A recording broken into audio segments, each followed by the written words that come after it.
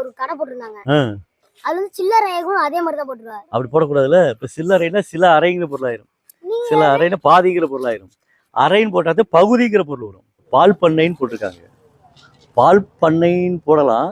பால் பண்ணை சரியா? பசுவிலிருந்து வரக்கூடிய பால் தானே. எருமையிலிருந்து வரக்கூடிய பால்,